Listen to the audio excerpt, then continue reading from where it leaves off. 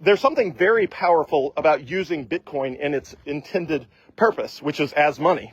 And when you use it that way, it is a lot more powerful when you double click the little button on the side of your Apple Watch, hold your, wrist out the window at Chick-fil-A, and they hold the little scanner up against it, and you pay with Bitcoin, and they don't even know it's Bitcoin, but they don't even care because, somewhere in the background, Visa and Coinbase are giving them US dollars or, whatever the local currency is in whatever country you're in. There's something very powerful about that, of just seeing Bitcoin used the way with all of its, glory. This is not unique to Bitcoin. Technically, this is the way all investments work. The big difference with Bitcoin is you can actually spend it. Most people don't think about it with other investments where it's like, well, yeah, technically you can buy Amazon or Apple or Tesla. You can wait for them to go up 10% and then you could sell them and then pay for sort of a free day of living expenses. You can theoretically do that, but for a bunch of reasons, I think Bitcoin works way better to do that. You can't walk into a grocery store and spend your Tesla stock or your Amazon stock on stuff. There's no debit card that you can get that is tied to your Tesla or Amazon stock. Second, I think all of those assets have way more risk than Bitcoin. So if somebody told me they were going to attempt to do that, I would be much more concerned that they would end up upside down and it not work out.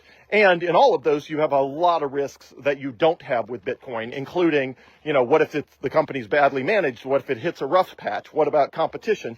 There's just a bunch of risks to other assets that you don't have with Bitcoin for a bunch of reasons that I've covered in other videos. And the benefit, of course, of Bitcoin that you can actually spend it.